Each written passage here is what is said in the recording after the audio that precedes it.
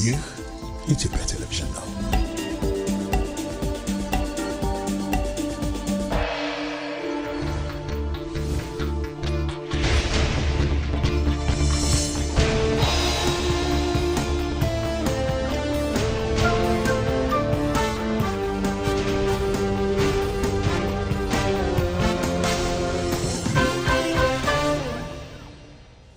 እንዴት አምሽታችኋል የተወዳችሁ ተመልካቾቻችን? ከምሽቱ 2 ሰዓት ሆኗል። ኢትዮጵያ ቴሌቪዥን እየተከታተላችሁ ትገኛላችሁ። የታህሳስ 14 2018 ዓ.ም የዕለተ ማክሰኞ የቲቪ ዜና 57 ምዕራፍ 3 ላይ ደርሷል። አብራችሁን ስላላችሁ እጅግ አድርገን እናመሰግናለን። ሮዛ መኮንን ዜናዎቹን እየመራው አብሬያችሁ ቆያለሁ። አበይት ጉዳዮችን ላስቀድም። ጠቅላይ ሚኒስትር አብይ አህመድ ከኬንያው ፕሬዝዳንት ዊሊያም ሩቶ ጋር በሀገራቱ የሁለትዮሽ ግንኙነት በሚጠናከርበት ጉዳይ ላይ መከሩ።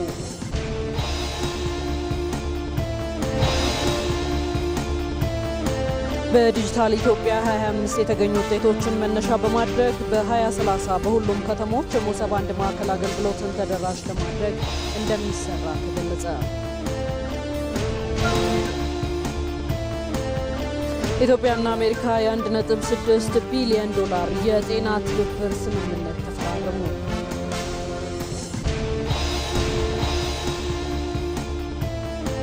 የኢትዮጵያ ብሮድካስቲንግ ኮርፖሬሽን ምክትል ዋና ስራ አስፈጻሚ አቶ አብዱራህማን ሩቤ ስርዓተ ቀብር ተፈጸመ።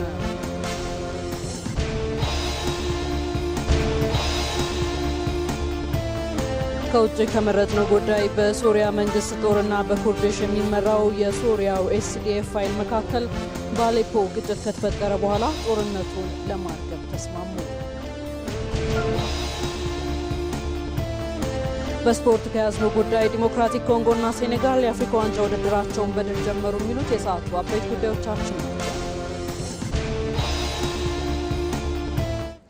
የተወደዳችሁ የዛሬው የቲቪ ዜና 57 ዋነኛ አጀንዳ ጉዳያችን የዲጂታል 2030 ስትራቴጂ ትግበራ ጋር ተገናኝቶ የሞሰብ አንድ ማዕከል አገልግሎትን በማስፋፋት ረገድ ምን ሀሳቦች አሉ፣ ምን እቅዶችስ ተይዘዋል፣ በስፋት የምንመለከተው ጉዳይ ይሆናል። ይህን አስመልክቶ ደግሞ ተጨማሪ ሆኖ ማብራሪያ እንዲያደርሱን እዚህ ስቱዲዮአችን እንግዳ ጋብዘናል። እንግዳችን በምክትል ከንቲባ ማዕረግ የአዲስ አበባ ከተማ አስተዳደር የፐብሊክ ሰርቪስና የሰው ሀብት ቢሮ ኃላፊ ዶክተር ጀማሉ ጀንበር ናቸው። ከደቂቃዎች በኋላ እዚህ ተገኝተው ሀሳባቸውን የሚያደርሱን ይሆናል። የቲቪ ዜና 57ን እየተከታተላችሁ አብራችሁን ቆዩ።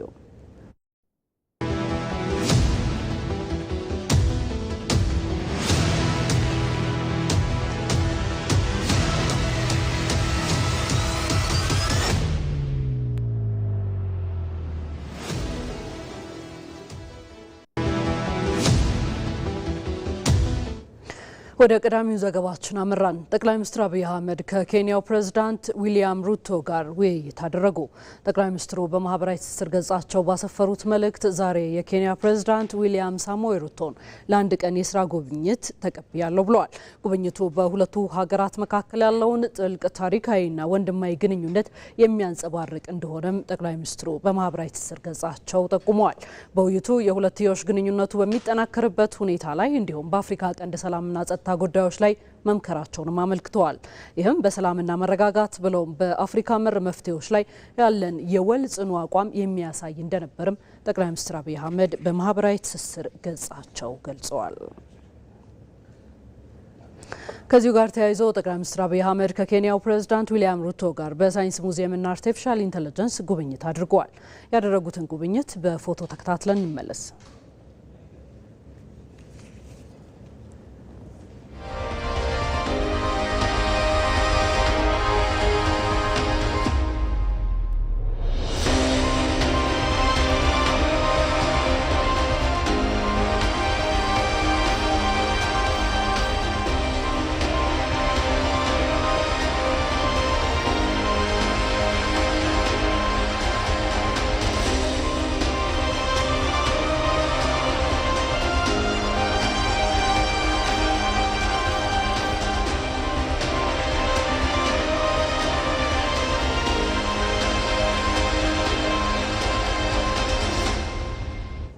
ዘገባችን ቀጥሏል። ወደ ሌላ ጉዳይ እንሻገር። በጠቅላይ ሚኒስትር አብይ አህመድ የተጻፉት የመደመር መጽሐፍት ሰው ተኮር በሆነ የብዝሃ ኢኮኖሚ ጉዞ ኢትዮጵያን ወደ ተሻለ ምዕራፍ ለማሸጋገር ማገዛቸውን የጠቅላይ ሚኒስትር ጽህፈት ቤት ፕሬስ ሴክሬታሪያት ኃላፊ ቢለኔ ስዩም ገለጹ።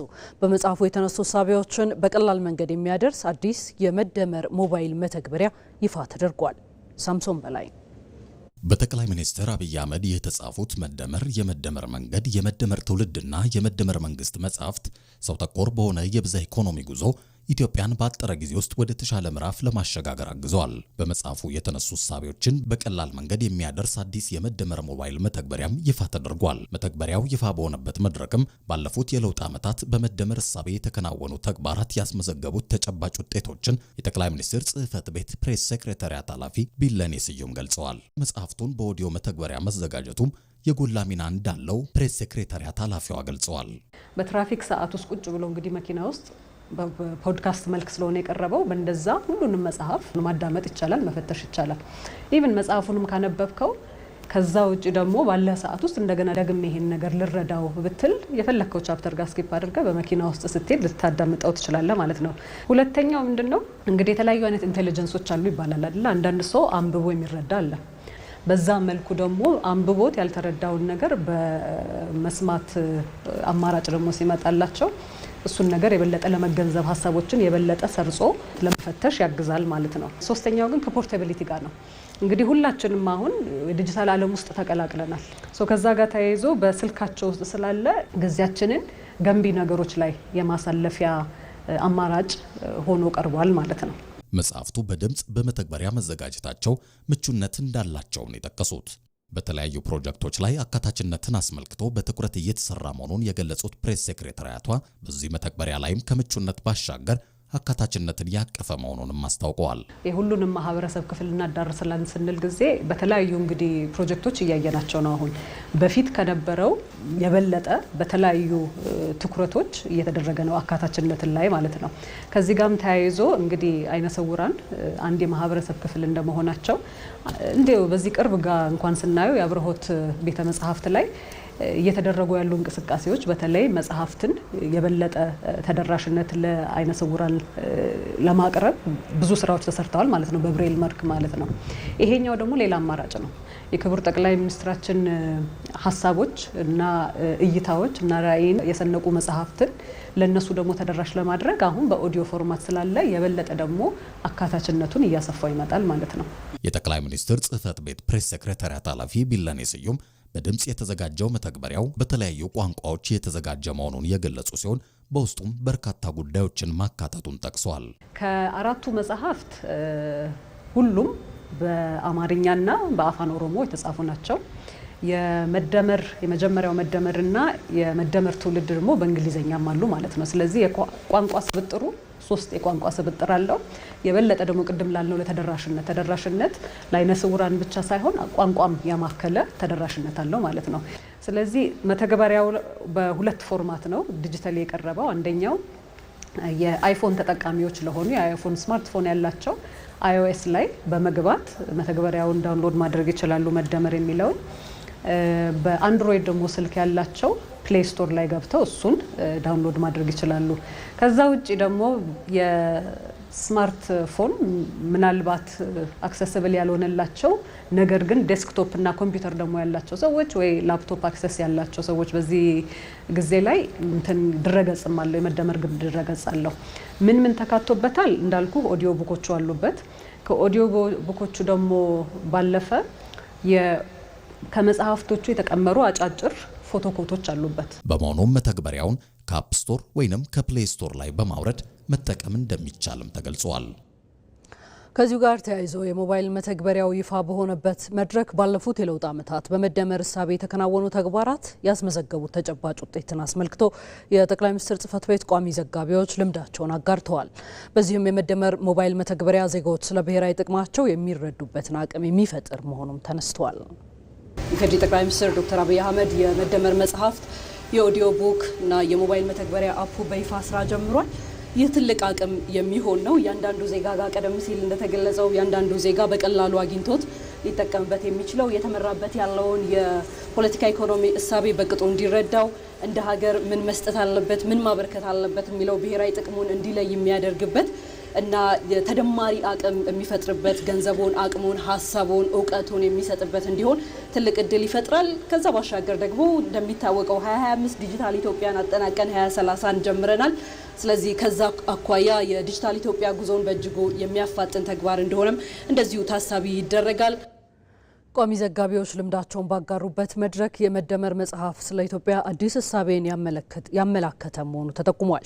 በመደመር መንግስት በጋራና በትብብር የተሳኩ የልማት ስራዎች እንዲሁም አዲስ የፖለቲካ ምህዳር መፍጠር መቻሉም ተነስቷል። ኢትዮጵያ እንግዲህ ከልዩነታችን ይልቅ አንድ የሚያደርጉን ደግሞ ብዙ ጉዳዮች አለን። እንደ ምሳሌ የምናነሳው የአድዋን ድል መውሰድ እንችላለን። አድዋ እንግዲህ አባቶቻችን ብዙ ልዩነት አለመግባባቶች እያላቸው እንግዲህ በሀገር ህልውና ጉዳይ ላይ ግን እቺ ሀገር እንድትቀጥልና ለትውልድ እንድትተርፍ እንግዲህ የራሳቸውን አስተዋጽኦ አድርጓል ማለት ነው። ሌላኛው ሁለተኛ አድዋ የምንለው የህዳሴ ግድባችን ነው። የህዳሴ ግድባችን እንግዲህ ለዘመናት ቁጭት ነበረ። አባቶቻችን ቁጭት ነበራቸው። በተደመረ አቅም አንድ ላይ ጉልበታቸውን እንዲሁ ላባቸውን ገንዘባቸውን ሁሉ በመደመር ህዳሴን እንግዲህ መጨረስ የቻልንበት ጊዜ ላይ ነው የምንገኘው። ባለፉት ዓመታት በመደመር መንገድ መጽሐፍ ውስጥ የተቀመጡ ትልልቅ የሚባሉ የፖለቲካ እንቅስቃሴዎች የነበሩበት ነው። የተፎካካሪ የፖለቲካ ፓርቲዎች በኢትዮጵያ ታሪክ ኢትዮጵያ እንዳይገቡ ታግደው የቆዩበትን ሁኔታ የሰበረ በጣም ከአፍ እስከ ገደፉ የህዝብ ሰልፎችና ትዕይንተ ህዝቦችን የተመለከትንበትን አጋጣሚ አይተናል። ይሄ ደግሞ እንደ ጋዜጠኛ እንደ ቋሚ ዘጋቢ በኢትዮጵያ ውስጥ ያለውን የፖለቲካ መንገድ መስፋቱን እንድረዳ ወይም እንድገነዘብ አስችሎኛል ማለት ይቻላል። ይሄ ለመንግስትም የተደረገ የድጋፍ ሰልፍ ለጠቅላይ ሚኒስትሩ የተደረገው የሰኔ 16ቱን ሰልፍ ማንሳት እንችላለን። የመደመር መንግስት እሳቤ ትውልዱ ላይ መሰረት ያደረገ ስለመሆኑም በዚሁ መድረክ ላይ ተመላክቷል። የመደመር ትውልድ ከባህሪያቱ እንደሚቀመጠው አሁን ባለችው ኢትዮጵያ ውስጥ ምክንያታዊ ትውልድ፣ በሀሳብ የበላይነት የሚያስብ ትውልድ፣ ውበትን የሚያደንቅ ትውልድ፣ ከአድማስ የተሻገረ ሀሳብን ከአድማስ የተሻገረ እይታን የሚያመጣ ትውልድ በመገንባት ረገድ እኔ ስኬታማ ስራዎች እየተሰሩ መሆኑን በአጠቃላይ በስራዎቻችን ለመዘገብ በምንንቀሳቀስባቸው ሁሉ አይተናል። የመደመር ትውልድም እኔ እውነት ለመናገር በጣም አሁን ያለው ትውልድ እድለኛ ትውልድ ነው ብዬ አስባለሁ። እየተሰሩ ያሉ ስራዎች በሙሉ ያን ትውልድ መሰረት ያደረጉ ናቸው፣ በልቶ ከማደር የተሻገሩ ናቸውና እነዚህ ስራዎች ነገን የተሻለ እንድናይ እኛም እንደ ጋዜጠኛ በሀገራችን ተስፋ እንድናደርግ ያደረጉ ናቸው የሚል ምልከታ አለኝ። ተመልካቾች ይህንን የኦዲዮ ቡክ እና የሞባይል መተግበሪያ አፕ በተመለከተ የማስጀመሪያ ስነ ስርዓቱ ላይ የተካሄደውን ፕሮግራም ከዜና በኋላ የኢትዮ መልክ ፕሮግራምን አስከትለን ወደ እናንተ የምናደርስ ይሆናል። እንድትከታተሉት እንጋብዛለን። ወደ ሌላ ዘገባችን ተሻግረናል። ኢትዮጵያና አሜሪካ የ1.6 ቢሊዮን ዶላር የጤና ትብብር ስምምነት ተፈራረሙ። በአሜሪካና በኢትዮጵያ መካከል የተደረገው የ1.6 ቢሊዮን ዶላር ስምምነት ለ5 ዓመት የሚቆይ የጤና ትብብር መሆኑ ተገልጿል። የመግባቢያ ስምምነቱን ይፋ ያደረጉት የገንዘብ ሚኒስትሩ አህመድ ሽዴ፣ የጤና ሚኒስትር ዶክተር መቅደስ ዳባና በኢትዮጵያ የአሜሪካ አምባሳደር ሬቨረንድ ማሲንጋ ናቸው። እንደ አውሮፓውያኑ አቆጣጠር ከ2026 እስከ 2030 የሚቆየው የስምምነት የጤና ስርዓቱን ለማጠናከር የሚያግዝ ስምምነት መሆኑ ተገልጿል። የገንዘብ ሚኒስትሩ አህመድ ሽዴ ስምምነቱ የጤና ፋይናንስ ስርዓት ላይ በሰፊው ለመስራት እንደሚያግዝ ገልጸዋል። This significant co-financing arrangement reflects a true partnerships. ይህ ስምምነት ሁለቱ ሀገራት ያላቸውን ዘመናትን የተሻገረ ወዳጅነትና አጋርነት ለማጠናከር ትልቅ ትርጉም ይኖረዋል። ስምምነቱ የጤና ባለሙያዎችን ክህሎት ለማሳደግ፣ የሀገር ውስጥ መድኃኒትና የጤና መገልገያ ቁሳቁስ ለማምረትና በአጠቃላይ የጤና ፋይናንስ ስርዓቱ ላይ በሰፊው ለመስራት ያግዛል ብለን እናምናለን። ይህ ስምምነት ሁለቱ ሀገራት ያላቸውን ዘመናትን የተሻገሩ ወዳጅነትና አጋርነት ለማጠናከር ትልቅ ፋይዳ ይኖረዋል ተብሏል። የጤና ሚኒስትሯ ዶክተር መቅደስ ዳባ ስምምነቱ የኢትዮጵያን የጤና ስርዓት ለማጠናከር እንደሚያግዝም ተናግረዋል። የጤና ስርዓቱን ከማጠናከር የሚሰሩ የሪፎርም ስራዎች አንዱ አካል የሆነው የፋይናንስን የሚሸፍን ይሆናል። ሁለቱ ሀገራት የረጅም ጊዜ ትብብር ማዕቀፍ እንዳላቸው ይታወቃል። የተቀናጀ የማይበገር የጤና ስርዓት ለማጠናከር እንዲሁም ደግሞ የዜጎቻችንን ጤና ለማረጋገጥ የጤና ባለሙያዎቻችን ብቃትና ክህሎታቸውን ለማሳደግ የሀገር ውስጥ የጤና ፋይናንስን እንዲሁም ደግሞ የሀገር ውስጥ መድኃኒት አቅርቦት፣ ምርቶቻችንንም ለማሳደግ ሰፊ ስራዎችን ለማድረግ የሚያግዘን ይሆናል። በኢትዮጵያ የአሜሪካ አምባሳደር ኤርቨን ማሲንጋ በበኩላቸው ስምምነቱ የኤችአይቪ ኤድስና የወባ በሽታን ለመቆጣጠር የተለያዩ ወረርሽኞችን ለመከላከልና የእናቶችና ህጻናት ጤና ላይ ለመስራት ይውላል ብለዋል። This memorandum of understanding is a shining example of sustainable development, co-investment. ይህ ስምምነት ቀጣይነት ያለው እድገት የኢንቨስትመንት ትብብርና የሁለቱን ሀገራት ወዳጅነት ለማጠናከር ትልቅ ምዕራፍ ነው። ስምምነቱ የኤችአይቪና ወባን ለመቆጣጠር የተለያዩ ወረርሽኞችን ለመከላከልና የእናቶችና ህጻናት ጤና ላይ ለመስራት የሚውል ይሆናል። የተጠናከሩ የጤና ስርዓቶች ላይ መሰረት ያደረገው ይህ ስምምነት 120 ዓመታትን የተሻገረው የኢትዮጵያና የአሜሪካ ወዳጅነትን የሚገልጽ ይሆናል።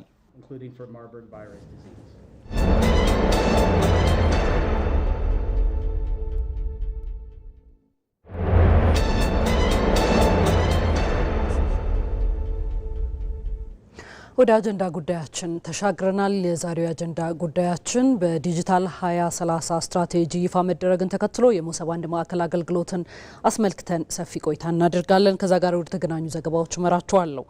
በዲጂታል ኢትዮጵያ 2025 የተገኙ ውጤቶችን መነሻ በማድረግ በ2030 በሁሉም ከተሞች የአንድ መሰብ የአንድ ማዕከል አገልግሎትን ለማስፋት እንደሚሰራ ተገለጸ።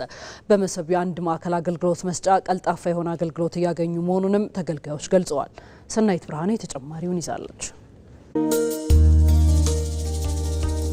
ተመልካቾቻችን አሁን የሚገኘው በዲጂታል 2025 ተግባራዊ ከተደረገው የሞሰብ የአንድ ማዕከል አገልግሎት ነው። በዚህ በሞሰብ የአንድ ማዕከል አገልግሎት ምን አይነት አገልግሎት እየተሰጠ ነው የሚለውን ደግሞ አብረን እንቃኛለን። እንኳን ደህና መጣሽ። እንኳን ደህና ቆይ። ሰላም ነው? ሰላም ነው አለን። ተነህማሙ እባላለሁ። የመሶብ አንድ ማዕከል አገልግሎት ዳይሬክተር ጀነራል። ሰዎች አሁን እዚህ በሞሰብ አንድ ማዕከል ምን ተቋማትን ባንዴ ማግኘት ይችላሉ? ስንጀምር 12 ተቋማት 41 አገልግሎቶች ነበሩ። አሁን ኦልሞስት 8 ወራት ይሆነናል። በዚህ 8 ወራት ውስጥ ከ12 አገልግሎቶች ወደ 23 አሳድገን ተቋማትን አሳድገን አሁን 180 አገልግሎቶች 23 ተቋማት በአንድ ማዕከል አገልግሎት ውስጥ አገልግሎት እየተሰጡ ይገኛሉ። ከስተመር መጥቶ የፋይዳ አገልግሎት፣ ፓስፖርት፣ ውክልና፣ ንግድ ፍቃድ፣ ቲን ነምበር የመሳሰሉ አገልግሎቶችን እዚህ ማዕከል አገልግሎት ውስጥ ማግኘት ይችላሉ። አንድ ደንበኛ እዚህ ሲመጣ ሊያሟላው የሚገባ ቅድሚያ ማድረግ ያለበት ነገር ምን ናቸው? አንድ ከስተመር እዚህ ከመምጣቱ በፊት ለሁሉም አገልግሎታችን ፕሪሪኩዌስት የሆነው ፋይዳ ወይ ናሽናል አይዲ ነው። ስለዚህ ናሽናል አይዲ ያለው ሰው ነው አገልግሎት የሚያገኘው ማለት። ስለዚህ ፋይዳ የሌለው ሰው ከሆነ እዚሁ ማውጣት ይችላል፣ አፕግሬድ ማድረግ ይችላል፣ ፕሪንት ማድረግ ይችላል። በዲጂታል ኢትዮጵያ 2025 ተግባራዊ ከተደረጉት መካከል አንዱ የሞሰብ አገልግሎት ነው። ምን አይነት እንከኖች አሉ፣ ችግሮች በዲጂታል ኢትዮጵያ 2030 ሊፈቱ የሚችሉ? 2025 ወደ 2030 ስንመጣ የምንፈታቸው ችግሮች አንዱ አገልግሎቱን ፕሬዲክተብል ማድረግ፣ በጊዜ በተለያዩ ነገሮች ተከፍሎ የነበረውን አገልግሎቶች አንድ ላይ በማምጣት በአንድ ፖርታል ላይ በምንም አይነት ከስተመሩ በቤቱ ሆኖ 24 ሰዓት አገልግሎት ማግኘት የሚያስችልበትን አፕሮች ወይም ስትራቴጂ ነድፈን ነው ለመስራት እየሞከረን ያለ ነው ማለት ነው። ኢትዮጵያ ከሌሎች ዓለማት ጋር የምትወዳደርበት አንዱ አገልግሎቶችን፣ ክፍያዎችን ከኤሌክትሮኒክስ ክፍያ ጋር በማያያዝ የምታደርገው አንዱ ነውና ከዚህ ጋር በተያያዘስ እየተሰሩ ያሉ ስራዎች እንዴት ይገለጻሉ? እንደ መሶብ አንድ ማዕከል አገልግሎት ኤኒ ካይንድ ኦፍ ካሽ ፔመንት እዚህ መሶብ ላይ አንቀበሉ። ስለዚህ ሁሉም ግብይቱ በኤሌክትሮኒክስ መንገድ ነው የሚከፈሉት ማለት። ስለዚህ እዚህ አንድ ከስተመር መጥቶ ካሽ ይዞ በሚመጣበት ጊዜ አገልግሎት አታገኝም አይደለም የምንለው። ንግድ ባንክ አለ፣ ቴሌ ያንን ካሽ ቀይሮ ፔመንት እንዲከፍል እናስችላለን ማለት ነው።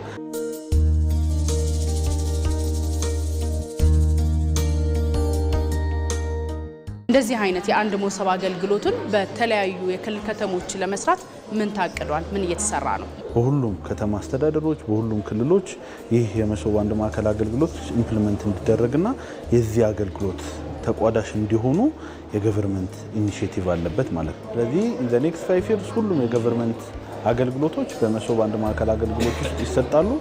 እነዚህንም ተደራሽ ለማድረግ ከ350 እስከ 400 የሚሆኑ ማዕከላትን እንገነባለን። አገልግሎቱን ደግሞ በጊዜ ተገዳቢ ላለማድረግ አሁን ካለን የ8 ሰዓት አገልግሎት ወደ 24 ሰዓት ከፍ በማድረግ አገልግሎቱን ተደራሽ ለማድረግ የተለያዩ ስራዎችን እየሰራ እንገኛለን። ከእርስዎ ጋር ይህን ያህል ቆይታ ካደረግኩ ደግሞ ተገልጋዮች ስሜታቸው ምን ይመስላል፣ ምን አይነት አገልግሎት አገኙ የሚለውን ደግሞ እንመለከታለን። እሺ፣ አመሰግናለሁ። እሺ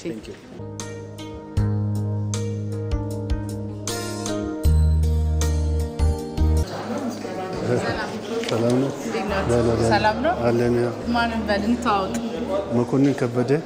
ለምን ጉዳይ ነበር የመጡት? እኔ ለልደት ካርድ ለልጄ ለማስተካከል ነበር የመጣሁት። አገልግሎቱ እንዴት ነበር? እያንዳንዱ ኢትዮጵያዊ መጥቶ ይሄንን ቢያይ ኢትዮጵያ ወዴት እየተጓዘች የኛ የኢትዮጵያ አገልግሎት ሰርቪስ አገልግሎት ምን ያህል እንደተጠናከረና ሁሉንም አንድ ቦታ ማግኘት እንደሚቻልና ሌላው ትምህርት የሚወስድበት መስሪያ ቤት ብዬ ነው የሚወስደው።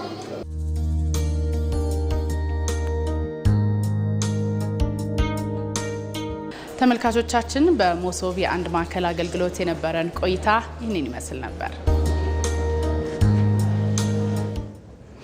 እዚህ ርዕሰ ጉዳይ ላይ እንቆያለን። የተወዳጁ ተመልካቾቻችን ቀደም ሲል እንዳስተዋወቅናችሁ እንግዳ ጋብዘናል። እንግዳችን በምክትል ከንቲባ ማዕረግ የአዲስ አበባ ከተማ አስተዳደር የፐብሊክ ሰርቪስና የሰው ሀብት ቢሮ ኃላፊ ዶክተር ጀማሉ ጀንበር ናቸው። እዚህ ስቱዲዮአችን ይገኛሉ። ከሳቸው ጋር እንቆያለን። እጅግ አድርገን እናመሰግናለን ዶክተር፣ ለሰዓቱም ለሚሰጡንም ማብራሪያ። እኔም አመሰግናለሁ። እንኳን ደህና መጡ ብለናል። እንግዲህ ቀደም ሲል እንደተከታተል ነው የአንድ መሶብ ማዕከል አገልግሎት ምን ያህል አገልግሎቶችን እየሰጠ እንደሆነ ተመልክተናልና የመደመር መንግስት እንግዲህ ትኩረት ከሰጠባቸው ዋነኛ ጉዳዮች አንዱ ዲጂታላይዜሽን ወይም ደግሞ ኢትዮጵያን የዲጂታል ጉዞ የማፋጠን ነው።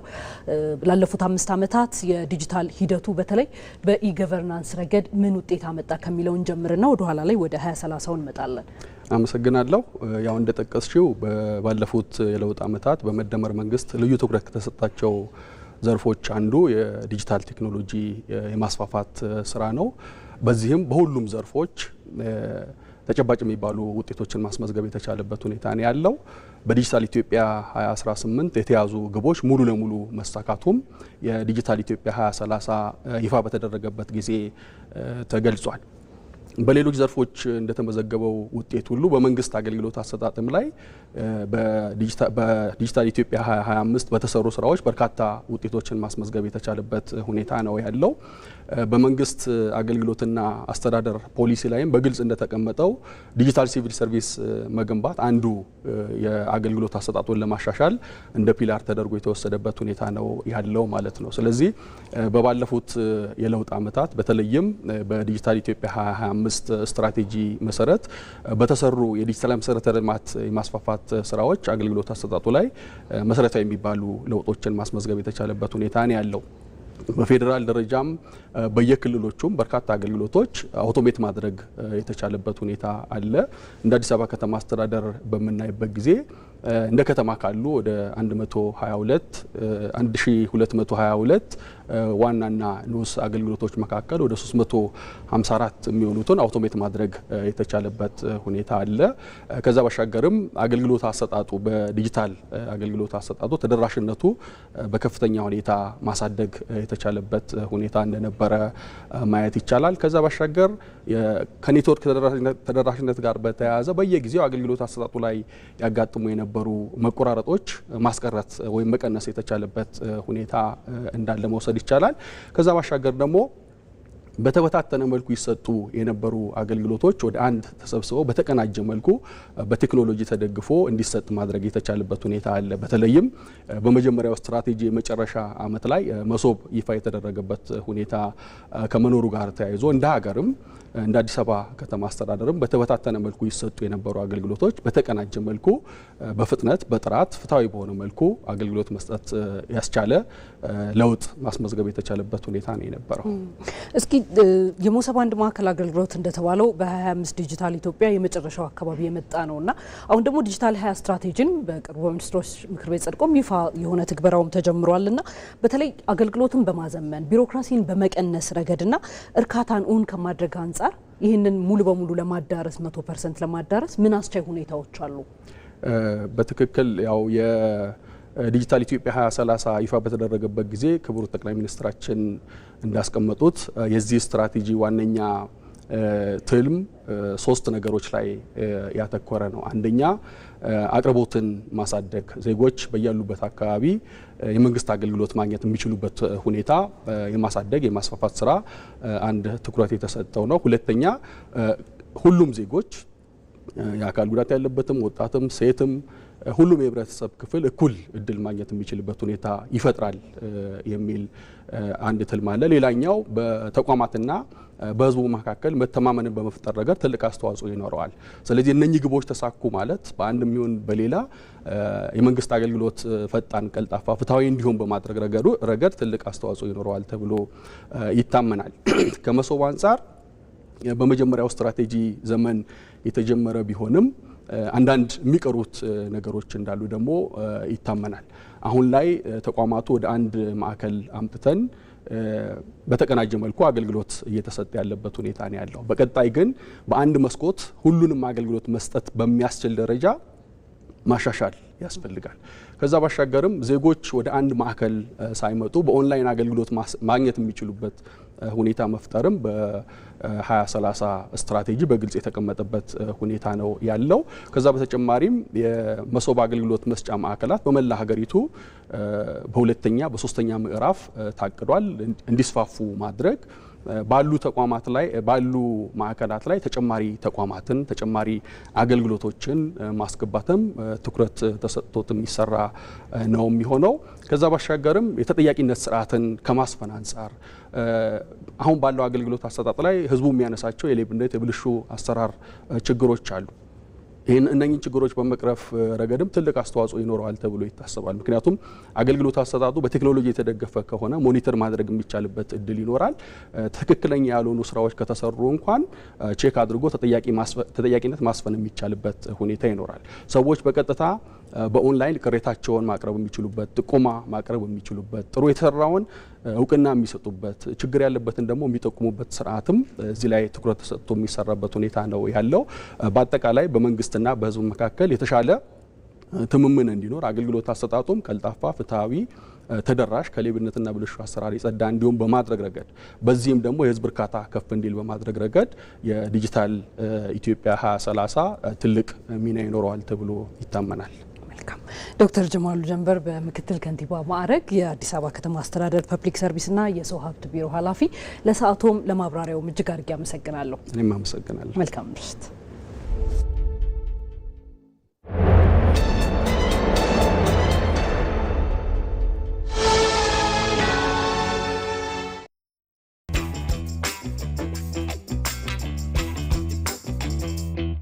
የውጭ ምንዛሬ በተመጣጣኝ ዋጋ አግኝተሻል? ለግብይቶችሽ ግን እንዴት እንደምትከፊ ታውቂያለሽ?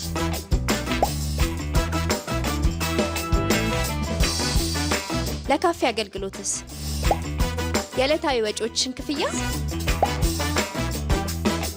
የምታርፊበት ቦታስ እንዴት እንደምታስይዢ አስበሽበታል? ጥሬ ገንዘብ ይዞ መንቀሳቀስስ ለደህንነትሽ አላሰጋሽም? አታስቢ፣ ለዚህ የሲቢኢ ማስተር ካርድ አለልሽ። ሽልማትስ እንዳለው ነግሬሻለሁ። በሲቢኢ ዓለም አቀፍ ማስተር ካርድ ደንበኞች ዓለም አቀፍ ግብይቶችን በቀላሉ እንዲፈጽሙ የቅድመ ክፍያ አገልግሎትን አዘጋጅቷል። አገልግሎቱንም በክፍያ መፈጸሚያ ካርድ እንዲሁም በቨርቹዋል አማራጮች ከመቅረቡም በላይ የማስተር ካርድ ቅድመ ክፍያ በፈጸሙ በ2 ሳምንታት ውስጥ ሂሳብ ለሚያንቀሳቅሱ እድለኛ ደንበኞች አጓጊ ሽልማቶችን አዘጋጅቷል። በዘመናዊ ማስተር ካርድ ያሸውትን ይገበያሉ፣ ይደሰቱ። የኢትዮጵያ ንግድ ባንክ ሁሌም የሚተማመኑበት ባንክ። የቲቪ ዜና 57ን የተከታተላችሁ ትገኛላችሁ። ዜና እረፍት። የኢትዮጵያ ብሮድካስቲንግ ኮርፖሬሽን ምክትል ዋና ስራ አስፈጻሚ አቶ አብዱራህማን ሩቤ በህይወት ዘመናቸው ለተቋማት ለውጥ ተግተው ሲሰሩ እንደነበር ባልደረቦቻቸውና የኢቢሲ ዋና ስራ አስፈጻሚ ገለጹ። ባደረባቸው ህመም በሕክምና ሲረዱ ቆይተው ከዚህ ዓለም በሞት የተለዩት አብዱራህማን ሩቤ ስርዓተ ቀብራቸው በአዲስ አበባ ኮልፌ የእስልምና መካነ መቃብር ተፈጽሟል። መሐመድ ራህመቶ አብዱራህማን ሩቤ በአርሲ ዞን ሎዴ ጦሳ ወረዳ ተወልደው የመጀመሪያና ሁለተኛ ደረጃ ትምህርታቸውን እዚያው ተከታትለዋል። የመጀመሪያ ዲግሪ ከጅማ ዩኒቨርሲቲ በውጭ ቋንቋዎች ጥናት፣ ሁለተኛ ዲግሪ ደግሞ ከአፍሪካ አመራር ልቀት አካዳሚ በኮሚኒኬሽንና ሚዲያ ጥናት አግኝተዋል። አብዱራህማን ሩቤ የጋዜጠኝነትን የስራ ዓለም የተቀላቀሉት በኢትዮጵያ ብሮድካስቲንግ ኮርፖሬሽን ኢቢሲ ሪፖርተር በመሆን ሲሆን ቀጥሎ በኦሮሚያ ብሮድካስቲንግ ኔትወርክ ኦቤን ከሪፖርተርነት እስከ ምክትል ዋና ስራ አስፈጻሚነት አገልግለዋል። ከ2014 ጀምሮ የኢትዮጵያ ብሮድካስቲንግ ኮርፖሬሽን ምክትል ዋና ስራ አስፈጻሚ በመሆን እስከ ህይወት ህልፈታቸው ያገለገሉ ሲሆን ባደረባቸው ህመም በሕክምና ሲረዱ ቆይተው ገና በ40 ዓመታቸው ከዚህ ዓለም በሞት ተለይተዋል። ስርዓተ ቀብራቸውም አዲስ አበባ በሚገኘው ኮልፌ የእስላም መካነ መቃብር ተፈጽሟል። አብዱራህማን ሩቤ በስራ ቅንና ታታሪ እንደነበሩ ባልደረቦቻቸው ይገልጻሉ። ከሰውም ሰው ነው፣ ለሰው የሚኖር ሰው ነው፣ ለቤተሰቡ የሚኖር ሰው ነው። ሰው ማለት ዝም ብሎ ሁለት እግር ያለው ሁለት አይን ያለው ሳይሆን ራሱን ሰጥቶ ለስራውም ለቤተሰቡም ቤተሰቡን እንደ አባት እንደ ወንድም እንደ እናት አድርጎ የሚያኖር ሰው፣ ለስራው ደግሞ በጣም ቀና ሰው፣ ተሯሩጦ ቀን ሌሊት ሳይል ሌሊት 8 ሰዓት 9 ሰዓት ስራ ገብቶ የሚሰራ ሰው ነው። ይሄ ልጅ እንደ ዳይሬክተር ይሰራል፣ እንደ ሪፖርተር ይሰራል። ከማንኛውም ሰው ጋር ጥሩ ግንኙነት አለው፣ ጥሩ ቀረቤታ አለው። ሁሉንም ሰው በአንድ አይን የሚያይ ሁሉንም ሰው እኩል የሚንከባከብ ተቸገረ ከሄድክ የሚሰማክ የሚያዳምጥ ችግርህን ሊፈታ የሚጥር አብዱራህማን ዛሬ ቢሞትም ጥሩ አሻራ አሳልፎ ነው የሞተው። ኃላፊነቱ በጣም ጥንቅቅ አድርጎ ስራውን የሚያውቅ ስራውን የሚወድ በሚጠበቀው ልክ ኮሚትድ ሆኖ ስራውን የሚሰራ ወንድማችን ነው የነበረው። እጅግ በጣም ነው የሚያሳዝነው። ለኛ በተለይ ለኢቢሲ ቤተሰብ ለሁላችንም ቅርብ እንደምትመለከቱት ከትንሽ እስከ ትልቅ ሁሉም ሰው ያለቀሰለት ነው። አብዱራህማን አመራር ሆኖ በዚህ አይነት ደረጃ እንግዲህ ሁሉም ባልደረባ የሚያለቅስለት ወንድም የሚልለት ሰው ነው። አብዱራህማን በኢቢሲ የሪፎርም ስራ ትልቅ ሚና እንደነበራቸው የኢትዮጵያ ብሮድካስቲንግ ኮርፖሬሽን ዋና ስራ አስፈጻሚ ቢኒያም ኤሮ ገልጸዋል። አቶ አብዱራህማን ሩቤ በኢትዮጵያ ብሮድካስቲንግ ኮርፖሬሽን በምክትል ዋና ስራ አስፈጻሚነት ከ4 ዓመት በላይ አገልግሏል። አሁንም በማገልገል ላይ ነበሩ። እንዲሁም በፋና ቴሌቪዥንም በኦቤንም አገልግሎት ሰጡ የነበሩ ታታሪ ትጉና ቅን ወንድም ነበሩ። ተቋማችን በተለያየ ጊዜ ጀመራቸውን የለውጥ ስራዎች በመደገፍ ተቋሙ በተለይ በይዘት ለውጥ እንዳያመጣ ለሀገራችን ለውጦች ስኬታማነት ቁልፍ ስራዎችን ሲሰራ የነበረ ወንድማችን ነው። በማህበራዊ ህይወታቸው አርአያ ሊሆኑ የሚችሉ ሰው እንደነበሩ የኢቢሲ አመራሮች ያስረዳሉ። አብዱራህማን በማህበራዊ ህይወቱ በጣም ሩህሩህ፣ ለሰው የሚያዝን የሆነ ሰው ተቸገረ ከተባለ ከማንም አስቀድሞ ለሰው የሚደርስ ነው። በገንዘቡ ተበድሮ ሁላ ሰው የሚረዳ ነው አብዱራህማን። አንድ ሰው ታመመ ከተባለ ቀድሞ የሚደርሰው እሱ ነው። ሰው ተቸገረ ከተባለ የሚረዳው፣ ሰው እናስተባብር ከተባለ መጀመሪያ የሚመጣው እሱ ነው። ኢቭን ታሞ አሁን አልጋ ላይ ሆኖ ሰሞኑን ችግሮች ሲፈጠሩ ማህበራዊ ህይወት አለን። አሁን ኢቢሲ ውስጥ ትልቅ ማህበራዊ ህይወት አለን። ከእያንዳንዱ አልቀረም እያየ ፕላትፎርም ላይ እያየ እያንዳንዱ ላይ ኮንትሪቢዩት እያደረገ እየተሳተፈ የነበረ ሰው ነው። ለሰው ከገንዘብ ይልቅ ለሰው ትልቅ ቦታ የሚሰጥ ትልቅ ሰው ነው አብዱራህማን። ስራ ላይ በጣም ታታሪ፣ ስራውን የሚወድ ቢሮ ብዙ ቀን አድሮ ሰርቷል አብዱራህማን። እኔ ያውቃለሁ። እዚህ ብቻ አይደለም ኦቤን እያለ እንደዛ ነው። ስራን ያን ያክል የሚወድ ነው። አሁን ራሱ ታሞ በመሀል ሲሻለው ቢሮ ገብቶ የሚሰራ ሰው ነው። ሌላ ደግሞ የሪፎርም ሰው ነው አብዱራህማን። አብዱ ጥሏቸው ያለፈ መልካም ነገሮች ብዙ ናቸው። አብዱራህማን ከሰው ሁሉም ተግባቢ፣ ሰዎችን የማያስቀይም፣ ተባባሪ፣ አጋዥ፣ ቅን፣ የዋህ፣ ለእውነት የቆመ ነው። ከማንም ነገር በላይ ለእውነት የቆመ አብዱራህማን የፈለገው ነገር ቢፈጠር ከእውነት ከያዘበት ፍንክች የማይል ከሱ ደግሞ ብዙ ትምህርት የሰጠን አጋዥ፣ ተባባሪ፣ ሌት ተቀለፊ ብቻ ብዙ እንትኖች ያጥሮኛልን ስለ አብዱራህማን ለመናገርና 7/24 ከሪፖርተሮች ጋር እኩል ሌሊት ቢሮ የሚያደርሰው ነው አብዱራህማን። ቢሮ ያድራል። የሪፖርተርን ስራ የአንከሮች ስራ እያለ እሱ ተነስቶ ትራንስፖርት ሲያስተባብር ታገኘዋለ። ሌሊት የቴክኒክ ክሩ ሲያስተባብር ታገኘዋለ። ካሜራ ክሩ ሲያስተባብር ታገኘዋለ። የይዘት ስራን ሲመራ ታገኘዋለ። እና በሁሉም ቦታ ብቁ የሆነ የሙያ ብቃት ያለው የአመራር ብቃት ያለው ሰውኛ አስተሳሰብና ቅንነት ያለው ለእውነት ከሁሉም በላይ የቆመ ታላቅ ሰው ነው ያጣነውና አብዱራህማን ሩቤ በኢቢሲ ለውጥ ላይ ትልቅ አሻራ ያሳረፉ መሆናቸውን የገለጹት ዋና ስራ አስፈጻሚው ቤተሰቦቻቸውን በቀጣይነት ለመንከባከብ እንደሚሰራ ተናግረዋል። የወንድማችን ያው ለተወሰነ ጊዜ በሕክምና ሲረዳ ቆይቷል። ተቋሙም ያን ክትትል እያደረገ እየደገፈ ነው የቆየው። አሁንም በደረሰባቸው ሐዘን ለቤተሰቦቹ፣ ለወዳጅ ዘመዶቹ እንዲሁም ለተቋማችን ሰራተኞች በሙሉ ጥልቅ የሆነ የሐዘን ስሜታችንን እንገልጻለን። መጽናናትን ለሁሉም እንመኛለን። ተቋማችን የባልደረባችንን ሙሉ ሁኔታ ሲከታተል ድጋፍ ሲያደርግ ነው የቆየው። አሁንም ልጆቹም ቤተሰቡም በሙሉ አቁሙ ይደግፋል። እስከ መጨረሻውም አብሯቸው እንደሚሆን ቃል እንገባለን። ድጋፋችንም ክትትላችንም አይለያቸውም ማለት ነው። አብዱራህማን ሩቤ ባለትዳርና የሶስት ልጆች አባት ነበሩ። የኢትዮጵያ ብሮድካስቲንግ ኮርፖሬሽን ምክትል ስራ አስፈጻሚ አብዱራህማን ሩቤ ሀገር በችግር ውስጥ በሆነችበት ወቅት በትጋት ሲሰሩ እንደነበር በቀብር ስነ ስርዓት ላይ የተገኙ የመንግስት የስራ ኃላፊዎችና የሃይማኖት አባቶች ገለጹ። ኢቲቪ ያነጋገራቸው የመንግስት ኮሚኒኬሽን አገልግሎት ሚኒስትር ዴኤታ ከበደ ደሲሳ፣ የሕዝብ ተወካዮች ምክር ቤት አባላት መስፍን እርካቤና መሐመድ አህመድ እንዲሁም የኢትዮጵያ እስልምና ጉዳዮች ጠቅላይ ምክር ቤት የፕሬዝዳንት ጽህፈት ቤት ኃላፊ ኡስታዝ አቡበከር አህመድ ለአብዱራህማን ሩቤ ቤተሰቦች መጽናናትን ተመኝተዋል። ሪፖርተራችን መሐመድ አህማቶ አስተያየቶቹን አሰባስቧል። ሀገር ችግር ላይ ሆና ታምኖ 24 ሰዓት ደከመኝ ሰለቸኝ ሳይል ሲሰራ የቆየ ሰው ነው። እኔ ኦቤን ላይም ባለሙያ አመራር ሆኖ አውቀዋለሁ። ኢቢሲም ፌደራል ላይ ከመጣው እንተዋወቃለን፣ በቅርበት አብረን እንሰራለን። በማንኛውም ጊዜ እኩለ ሌሊት ላይ ብትፈልገው ታገኘዋለህ፣ በአካል ታገኘዋለህ። በማንኛውም ጊዜ ታዛዥ፣ ስራ ወዳድ፣ አገር ወዳድ፣ ለሀገርም ለሙያውም የታመና ሚዛናዊ በሙያውም የተካነ ባለሙያ ነው። እጅግ በጣም ከፍተኛ ሀዘን ተሰምቶኛል። ይሄ ለኢንዱስትሪውም ለሙያውም ትልቅ ጉዳት ነው። አንድ ትልቅ ሰው ነው ያጣ ነው። ጨቅላ ህጻናትን ነው ትቶ የሄደው። እነሱን የማሳደግ የሁላችንም ኃላፊነት ነው። ሙያ ውስጥ ያለንም እሱን የምናውቀው ተቋሙ የሰራባቸው ተቋማትም ልጆቹን የማሳደግ ኃላፊነት የሁላችንም ነው ብዬ ወስዳለሁ። እግዚአብሔር ለወዳጅ ዘመዶቹ፣ ለቤተሰቦቹ፣ ለስራ ባልደረቦቹ መጽናናትን ይስጣቸው ማለት እወዳለሁ። ኢቢሲ በእኛ በዲሞክራሲ ቋሚ ኮሚቴ ስር ካሉ የዲሞክራሲ ተቋማት ግንባር ቀደምና አንዱ ነው። ወንድማችን አብዱራህማንን አውቀዋለሁ። አብረን ስንሰራ ነው የቆየው። በእውነቱ ዛሬ እንደዚህ ህይወቱ በማለፉ በጣም ተሰምቶናል። ሙያተኛ ነበረ፣ ኃላፊም ነበረ። በደረሰበት ሀዘን ከልብ አዝነናል።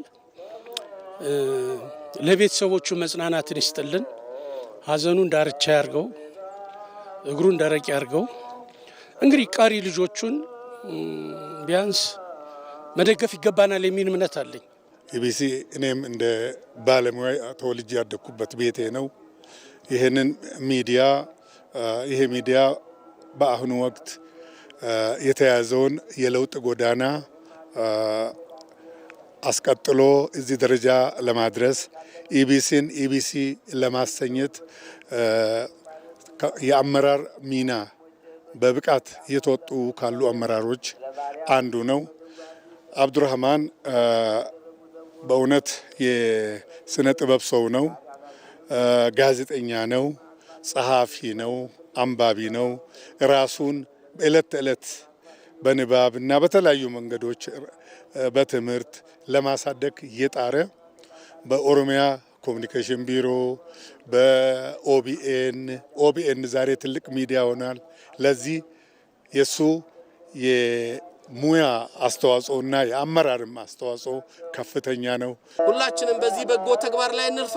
ለዚህ ቤታችን ላይ ጥረት እናድርግ። አላህ የወንድማችንን መጨረሻ ያሳምርለት፣ ለቤተሰቦቹ ሶብር ይስጥልን። ልጆቹ ደግሞ የኛ ልጆች ናቸው።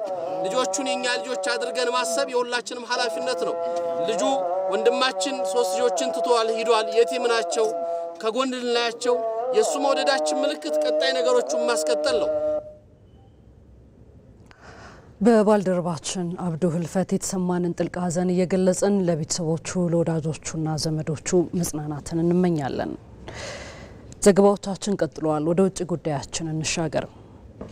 የሶሪያ መንግስት በኩርዲሽ የሚመራው የሶሪያው ኤስዲኤፍ ኃይል ጦርነት ለማርገብ ተስማሙ።